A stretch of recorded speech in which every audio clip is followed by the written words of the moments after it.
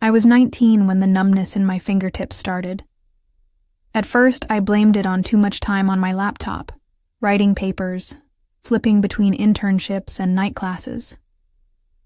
But the bruises, deep violet smudges that came out of nowhere, and the constant fatigue whispered something darker. I was diagnosed with acute lymphoblastic leukemia 4 days before my 20th birthday. That night, I didn't cry. Not when the doctor showed me my blood work. Not when my dad sat like a crumpled envelope beside me silent. Not when my mom's voice cracked into its brittle register, half concerned, half annoyed, as she whispered, "Okay, we'll get through this." The first tears came when I found the old birthday card I'd written to myself. I'd meant to open it on my 20th. Just something cheesy and hopeful I'd sealed when I was 16. "You're going to be unstoppable," it read. I stared at it for an hour. 2 weeks into chemo, the reality hit. The fatigue wasn't just tiredness. It was bone-deep erosion. My hair fell out in small, shameful clumps. I vomited between classes. I still tried to keep up, typing essays with trembling hands, pushing through deadlines because it was the only thing I could control. But the worst part wasn't the cancer. It was my family. It started small. My older sister Kelsey was planning. Her wedding, her dream day, she called it. She'd been with Michael for 4 years. He was tall, wealthy, kind of boring. They were the kind of couple you see on Hallmark cards, rehearsed, polished, curated. When I told her I had cancer, she blinked at me like I'd just inconvenienced her hair appointment. "No, seriously?" she said, her voice tight. Yeah, I didn't mean to. I just wish you'd waited to tell me," she said quietly. "We're meeting the florist this week. It's just a lot right now." Waited, like I'd timed the leukemia to interrupt her centerpiece consultations. The GoFundMe was her idea. "We need to help you," she'd said, hugging me a little too tightly the day after I got out of the hospital. "You're strong, but we can't let you carry this alone." She set it up that night, posted old photos of me smiling in high school, me at the beach before I shaved my head, paired with heartfelt captions about my brave baby sister. She added a donation, link, and a paragraph about how our family was financially stretched thin due to unforeseen medical crises. It raised $42,000 in a month. People from school, old friends, church neighbors, strangers on Facebook, all moved by my story, my fight. But the thing was, I never saw a dime. At first, I didn't question it. I assumed it was being used for treatment. My parents managed my medical bills, and they'd always been a bit secretive about money. But the weeks passed. I'd ask about covering one of my prescriptions, and Mom would change the subject. "We're still sorting through the paperwork," she'd say, or, "Insurance is handling that part, don't worry." But the bills kept arriving in my inbox. Tried not to spiral. Until one afternoon, 3 months later, when I was home alone and my mother's iPad buzzed on the counter. It was open, and so was the email. Subject: Final payment received, the White Orchid Weddings body. Thank you for confirming the $24,600 balance for Kelsey and Michael's June ceremony. Venue confirmed. Platinum catering tier upgraded as requested. I scrolled further. Another email. Same day. Bridal atelier. Confirmation of purchase item. Custom Inez de Santo gown. Amount paid. $8,950. My throat closed. I felt it physically, like Someone had stuffed wet cotton into my lungs. Page after page, charge after charge. Not a cent toward my treatment. My cancer fund was paying for my sister's wedding. I heard the front door swing open and slam shut. "Mom," I said, turning to face her. My voice was shaking. "Where's the money?" She didn't ask what I meant. Instead, she exhaled, set her keys down, and said it like she'd been rehearsing. "Honey, you don't need to worry about that. The insurance covered more than we expected, and your treatments are slowing down now. The wedding needed more support, and well, you're not going to be in a hospital bed forever, right?" She smiled like she was explaining the weather. "You're a blessing in disguise, sweetheart. That GoFundMe helped the whole family." I didn't speak. I couldn't. "You'll still be in the photos," she added. "I got you a dress, off-shoulder, soft blue. It's nice, and covered, so no one sees your, She gestured vaguely at my scalp. That night, I vomited harder than I had in weeks. Not from chemo, from the betrayal. But I didn't scream. I didn't confront them. Not yet. Because that was the night I decided. They wouldn't know the storm was coming. The wedding was still 3 months away, but our house had already become a showroom. There were dress fittings in the dining room, centerpiece samples on the staircase, and swatches of tulle tucked between cereal boxes in the kitchen, and I, sick, bald, skeletal, was expected to smile through it all. "Don't wear black around. The guests," Kelsey had said one morning, flapping her hands like I was a piece of lint. "It'll look depressing." She didn't ask how I felt. Not once. Not when my counts dropped. Not when I started losing sensation in my legs. Not even when I collapsed in the bathroom and had to crawl to my bed. One morning in late March, I woke up to find a pink Post-it note stuck to my door. "Can you pick up Kelsey's gown at 3 Talray? Store said bring ID. You're not busy, right?" "Mom." My throat burned. I stared at the note for nearly an hour. Then I put on my thickest scarf, slid my feet into my worn-out sneakers, and took the bus. Because apparently, my cancer didn't exempt me from being their unpaid errand girl. The woman at the bridal boutique looked at me sideways when I walked in. "Are you the sister?" she asked, already wrinkling her nose. I handed her the ID. She retrieved the dress, unzipped the long garment bag halfway, and offered me a glimpse of ivory silk and intricate beadwork. I wanted to rip it in half. Instead, I smiled, said thank you, and dragged it all the way home in the wind. Kelsey wasn't even there when I got back. Mom was, though. "Oh, good. You got it," she said, lifting it delicately off the floor. "Try not to touch the hem next time. There's oils on your hands." I looked at her. I could have screamed. Instead, I said, "Sure. Next time I'll wear gloves, or maybe ask the chemo nurse to deliver it." She blinked. "That's not funny, Mariah." That night I opened my laptop. I hadn't touched it in weeks. Not since I got sick. Not since school slipped through my fingers. But my fingers were steady that night, and my mind was electric. I pulled up the GoFundMe page, still active, still smiling, still using my photos, my story, my words. Over 51,000 raised. I started reading through the comments. "We're praying for you, Mariah. Please stay strong. You're an inspiration."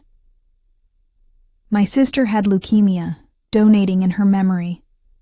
"You remind me of my daughter. God bless you. They didn't know their money was buying Kelsey's second bridal shower." I printed every donation confirmation, all 700 of them.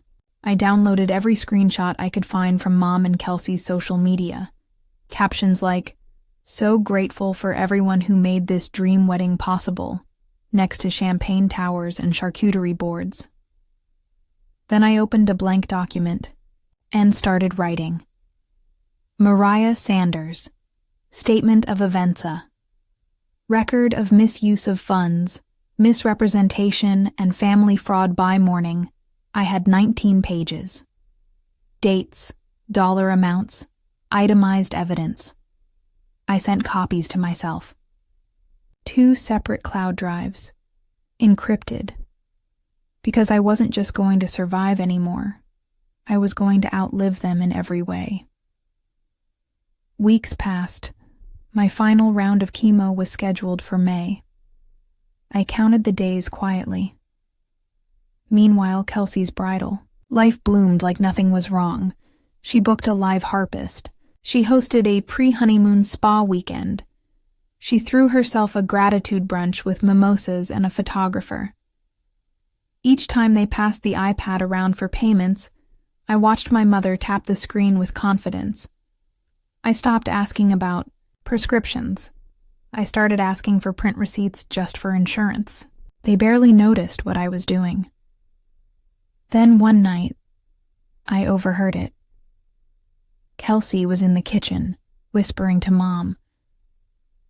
"You know what I've been thinking? Maybe she should skip the wedding. She still looks weak. I don't want people getting distracted or, feeling bad instead of happy. This is my one day." Silence. Then Mom's voice. "We'll figure it out, sweetie."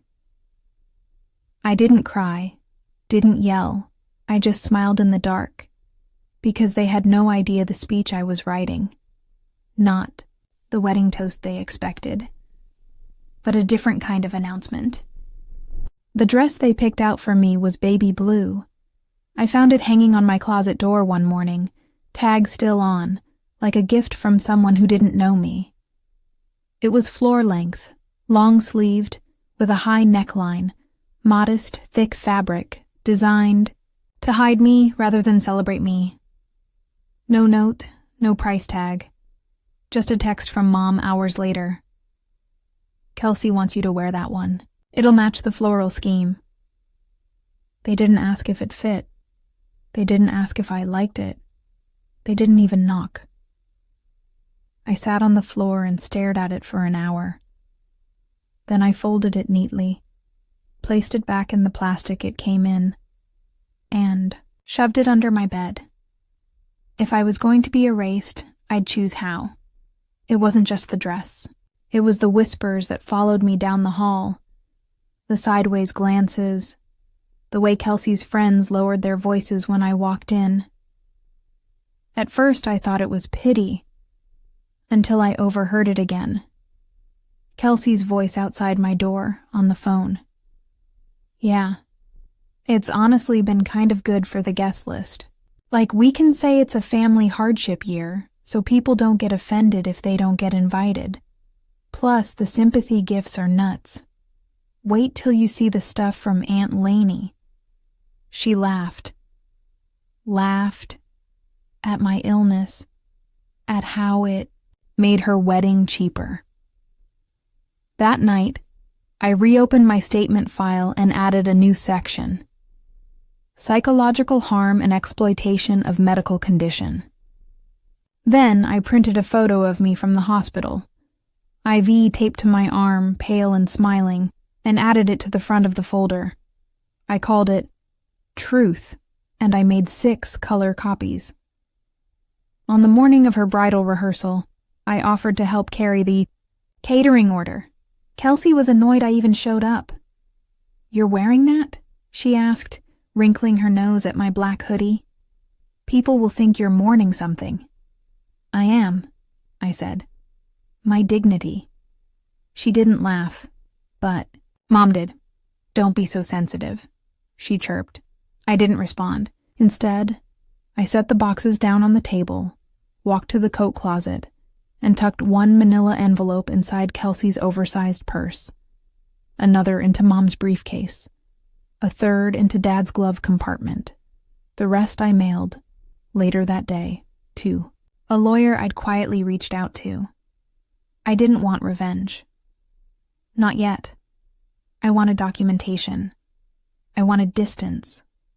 I wanted them to realize I was still alive. And watching, but they were too busy to notice. A week before the wedding, I was officially declared in remission. I told no one. Instead, I waited for the celebration dinner Mom had planned. Not for me, of course, but for Kelsey's final wedding. Menu tasting. There were 14 people at the table, all sipping wine, complimenting Kelsey on how she still looked so slim despite the stress. I sat at the edge, eating dry bread, listening. At one point, Michael raised his glass. To Kelsey, and to the whole family. You all made this possible. Everyone cheered, except me. When I looked at Mom, her eyes flickered. I think she saw something in me. Not weakness, not gratitude. Something else. Something colder. That night, I received a message from one of Kelsey's bridesmaids. Hey, is it true what PPL are saying about the GoFundMe? Like the wedding and all that? I stared at the screen. The thread was catching. They had no idea yet that the fire had already started, and I had every match they used to burn me with. The morning before the wedding, our house was a war zone dressed as a celebration. White gift bags with gold ribbon lined the stairs. Perfume filled every corner of the house, and someone had turned on a playlist called Bridal Bliss Vibes. I watched from the upstairs hallway in silence, sipping bland tea while the world spun around my sister, Kelsey, with her hair in rollers, barked instructions between makeup trials. Mom swirled from room to room like an anxious event planner, and Dad. He mostly stayed quiet these days, sinking into the background like wallpaper. I don't think he ever forgave himself for letting any of this happen. But he also didn't stop it. And silence, I learned, is its own form of betrayal. That afternoon, while they were out doing a final champagne toast at the salon, I pulled up the email list from the GoFundMe account Kelsey created. It was still linked to her name. Still filled with contact addresses, messages, and thank you replies to people who never knew the truth. I composed one email, short, factual, polite. Subject: regarding your donation to my medical fund.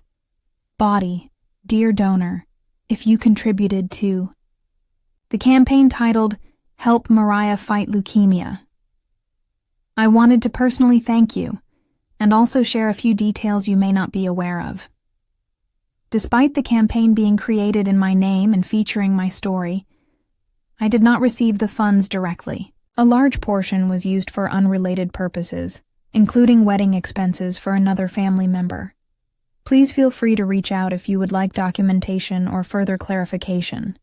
With respect and gratitude, Mariah Sanders. I didn't send it to all 700 people. I chose 50. The first 50 who had written personal messages, or donated in memory of someone they loved, or said something kind. People who meant it. Within 24 hours, 22 replied. Some kind, some confused, some furious. Meanwhile, at home, things were cracking. At dinner that night, Kelsey was unusually quiet. Her phone buzzed constantly. She pushed her salad around her plate and glanced at Mom more than usual. Finally, she looked up and said, "Did you tell someone about the GoFundMe?" I met her eyes. Calm. I shared my truth. She stood slowly, like something inside her was snapping. "You're ruining my wedding," she hissed. "You're acting like we owe you something." "You do," I said softly. But I've stopped, expecting it. Her lips curled into a sneer. "You're lucky to be alive." I stood too. "I was lucky to survive the cancer," I said. "Not the people in this house."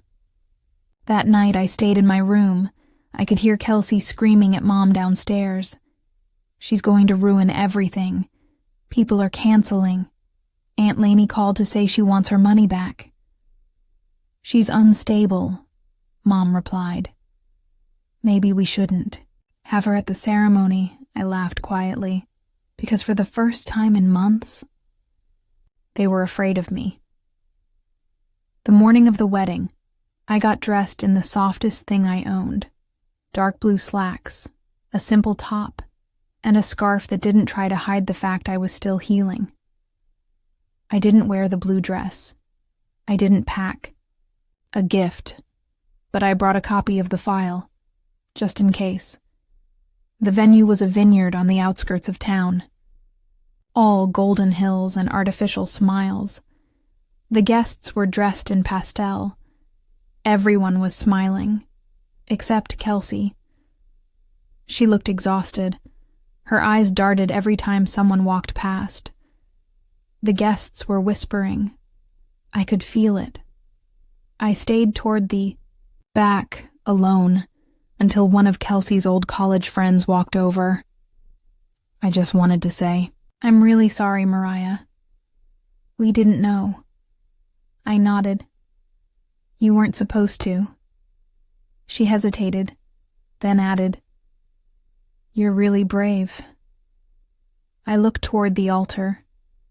Kelsey stood stiff, bouquet shaking in her hand, and I realized she didn't look like a bride anymore. She looked like someone waiting for the ceiling to fall, because it already was, and I wasn't going to stop it. The ceremony began with the sound of a harp and a woman's voice telling everyone to silence their phones. The vineyard lawn had been transformed into something out of a bridal magazine. White chairs, floating roses in glass bowls, soft linen, ribbons catching the breeze. But despite all the beauty, something was off. The crowd buzzed beneath the music, their voices low and murmured. Whispers drifted down the rows like smoke, and Kelsey knew it. She stood at the front, stiff as marble, her veil trembling even in still air. Michael didn't seem to notice. He smiled politely, holding her hand, too focused on his own vows to read the tension creeping across the faces of his guests. I stayed seated at the very back, and I watched. The officiant began her speech, something generic about love and partnership. But, "Before the first do you," a voice rang out from the third row. "Is it true?" a woman asked, louder than she probably meant to. Heads turned. "I'm sorry," she said quickly. "But Kelsey, is it true the wedding was funded through your sister's cancer fundraiser?" Kelsey's face froze. The officiant paused. Should we—" "I heard it too," said a man on the groom's side. "You used a GoFundMe meant for her treatment? My wife donated to that." People were standing now, looking around, trying to confirm. Kelsey's mouth opened, but no sound came out. I didn't move. I didn't smile. I just let the silence bloom. Mom stood from the front row, red-faced. "This is not the time or place. It's exactly the time," someone else replied. "I donated $500, a woman near the aisle said, "for her care, and now I'm sitting in a vineyard drinking mimosas while she's in the back row." All eyes turned to me. I didn't flinch. I stood slowly and walked toward the front, calm, deliberate. I didn't plan this, I said. But I won't deny it, gasps. Michael looked completely lost. Wait, what is this? I turned to him. You thought your wedding was paid for by her family's generosity, I said gently. But really, it came from hundreds of strangers trying to help me survive leukemia. He blinked.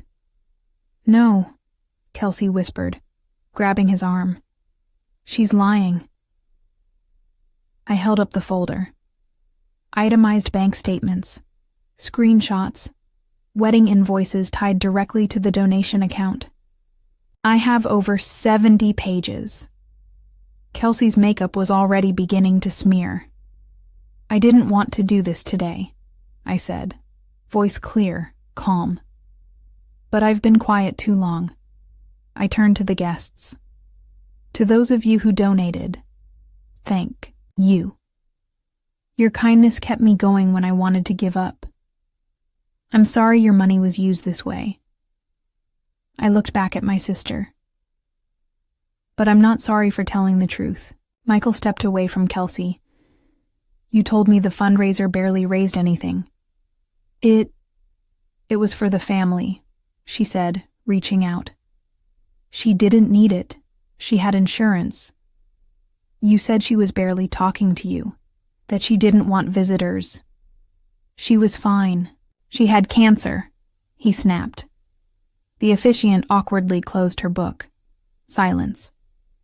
Then a woman from the crowd said, You should be ashamed. And like a dam breaking, people stood. Some walked out. Some whispered apologies to me as they passed. Others simply stared, betrayed by the picture-perfect lie they'd come to celebrate. Mom sat down, stunned, mouth hanging open.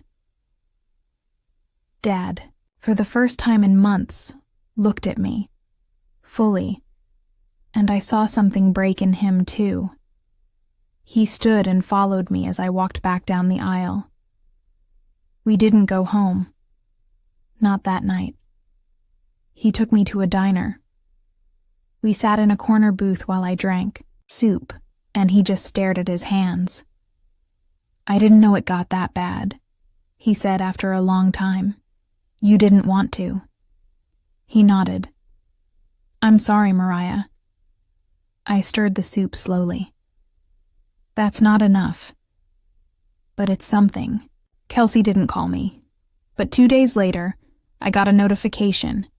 GoFundMe campaign. Help Mariah fight leukemia has been permanently removed. And 2 hours after that, a new campaign was launched. Not by her. By one of the women who had donated before. Title: Help Mariah rebuild her life, this time for real. Within 24 hours, it raised more than the original had. I still hadn't responded to the emails, or the texts, or the local news station that apparently heard about the wedding fallout, because I wasn't ready to speak again. Not yet. But I was writing. And what I was writing was going to be bigger than a speech. The new fundraiser kept growing. People donated small amounts at first, $10, $20, kind words written in the comments. Then came the bigger ones, 1,000 here, 500 there. One woman said she'd gone through something similar, that her sister had used her illness to guilt the family into giving her a vacation. You are not alone, she wrote. In under a week, it passed $70,000, and I still hadn't spent a penny. I just watched the numbers rise, numb, because the money didn't matter anymore, not compared to the silence. Kelsey never called, not once. There were no texts, no apology, no flowers left on the porch in a paper-wrapped guilt offering, just a vacuum where a sister used to be. Mom texted twice. The first just said, "You didn't have to embarrass her." The second, 2 days later, "You should take the fundraiser down. You've made your point." I blocked her after that. Dad stayed with me, quiet. He didn't know how to fix it, and he didn't pretend to. He just sat with me, brought me tea, took over scheduling my follow-up appointments. One night he said, "If I'd paid attention earlier," I stopped him. "You didn't steal from me," I said, "but you let them." He nodded and didn't argue. The worst moment came a week after the wedding. I opened Instagram by accident, an old habit, my thumb clicking before my brain did. There was Kelsey, in the same dress, but the background wasn't the vineyard. It was a Vegas chapel. Caption: private ceremony. Just us. Vineyard healing. Starting over. Vineyard grateful. There were photos of her and Michael smiling, rings on fingers, kissing beneath fake stained glass. People commented things like, "You deserve happiness, sis." Ignore the haters. Live your truth. Family's complicated, but love wins. I didn't cry, but I felt something worse than rage, a quiet hollowness. Like a scar had replaced what once was soft. A few nights later, I got an email. From a publishing site I used to write for during college. Subject: we saw your story. Would you like to write it yourself? They linked to a viral article that was already circulating. Bride exposed for using sister's cancer fund to pay for wedding. There were over 2,000 comments. I closed the tab, but not the email. I stared at the cursor for a long time before typing back. "Yes, but I want to tell it the right way." They replied in minutes. "We'll give you the space. Just say what you need." It took me 4 days to finish the piece. It wasn't a rant, it was a record.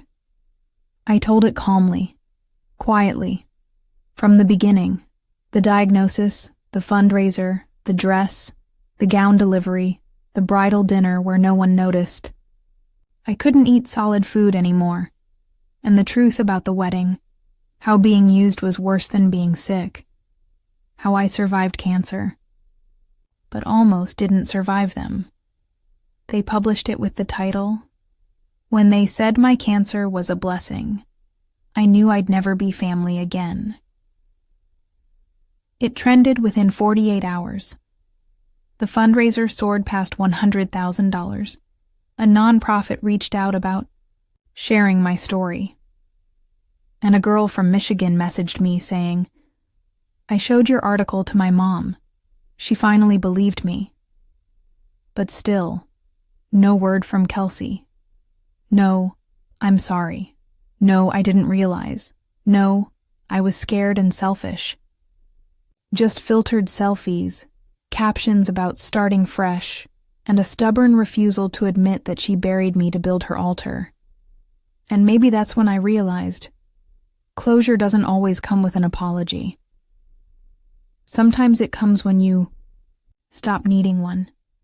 And I wasn't done yet, because telling the story was only part of it. What I had planned next would make sure they couldn't erase me again. When my story hit 2.3 million views, I didn't feel famous. I felt seen, and after a year of feeling invisible, even in my own home, that was a kind of healing medicine no doctor had prescribed. The publication reached out again, this time with a different offer.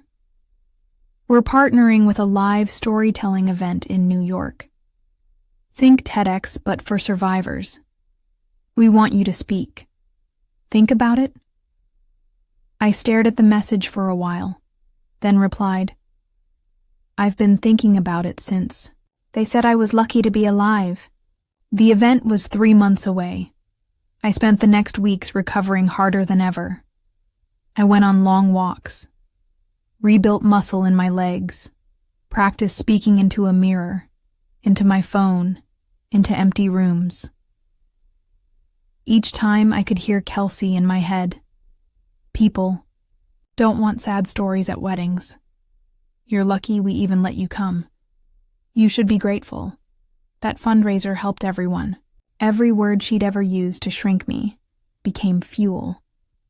I didn't tell my parents about the event. I told my dad afterward. Quietly. He just nodded and said, "You deserve that stage." And for the first time I believed it. The venue was a red-bricked auditorium with golden lights and a crescent moon backdrop. There were 8 speakers. I was number 6. Backstage, I clutched my printed speech like it was the only thing keeping me from floating away. And when they called my name, something in me stilled. I walked out, head high, scarf loose, no wig, no shame. The applause was soft, but steady. I stepped to the mic and told the world everything. I spoke for 13 minutes about diagnosis, about betrayal, about how grief doesn't only come from loss. It comes from watching the people you love choose not to love you back, and how sometimes the worst part of being sick is realizing who benefits from it. There wasn't a dry eye in the front row, but I didn't cry, because I had cried enough for all of them. When I stepped off stage, 2 producers came up to me. One said, "You need to write a book." The other said, "You just changed the tone of the whole night." I didn't know how to respond, so I just nodded. But inside, something shifted, because I had never needed Kelsey to validate my pain. I just needed to stop waiting for her to. When the video was posted, it spread faster than I expected. Comments flooded in from daughters, sisters, caretakers, survivors. Some forgave, some never did. All of them understood. And one day, weeks later, I got a letter in the mail. Handwritten. No return address. Inside was a single note. "You were always stronger than me. That's why I hated you for it. I don't expect forgiveness, but I won't hide from the truth anymore." It wasn't signed, but the handwriting was familiar. I folded it once, then twice, then placed it at the back of my journal. I never wrote back. Not because I hated her, but because I didn't need to explain my silence anymore. The money from the second fundraiser went untouched for months, but eventually I used it. Not on clothes, or vacations, or shows of power. I bought a writing desk, rented a small apartment 2 towns over, and enrolled in a graduate writing program. They said I was too fragile. They said I should be grateful just to survive. But I wasn't finished. I was building something bigger. And soon, everyone would read it. 3 years later, my book came out. It wasn't just about the cancer, or the wedding, or the fundraiser they drained to buy her aisle flowers and champagne fountains. It was about all of it. Surviving sickness. Surviving silence. And most of all, surviving a family who found my suffering useful. The title was simple. Uninvited, How I Survived What They Celebrated. It wasn't on any bestseller lists, but it lived on nightstands across the country. People passed it to daughters, sisters, friends, saying, "You have to read this. She went through it too." I got letters, hundreds, from women who had been erased at their sister's wedding, from daughters who'd been called selfish for saying they needed help, from survivors who said the hardest part of their illness wasn't the treatment, but how their pain had become currency for someone else's gain. And one afternoon, my publisher forwarded me an email. It was from a local journalism professor. "Use your book now in our unit on narrative ethics. If you ever want to guest lecture, the door is open." I took a deep breath and smiled. I hadn't spoken to Kelsey since the letter. She'd gone quiet after Vegas. Eventually, I heard through the grapevine that Michael left her. Something about trust and image and things not adding up. She moved out of state, tried to start over, rebranded herself as a wellness coach, posted curated photos of green juice and yoga poses and captions about growth through struggle. But struggle, I learned, is only growth if you tell the truth about it. She never did, and that's why I didn't owe her a page in my life anymore. Mom tried, once. Called after the book came out. Left a voicemail that said, "You really made us look bad, Mariah. I hope you're happy." I didn't call back, because I wasn't trying to make anyone look bad. I just finally let the truth breathe. Years later, I was invited to speak at a benefit for young cancer survivors. A girl approached me afterward, maybe 20, scarf tied neatly around her neck, shaking hands. She said, "My family used my diagnosis to raise money too. They bought a car, told me it was for driving me to appointments." She started to cry. I thought I was crazy, like maybe I imagined it. But then I read your book. I held her hand. "You didn't imagine it," I said. "You just didn't know yet that your voice mattered more than theirs." She smiled through the tears, and I realized that was the real revenge. Not the speeches, not the money, not the exposure, but the fact that I was still here, telling my story, living in the light, no longer waiting for a seat at their table, because I built my own. And at mine, every chair has a name.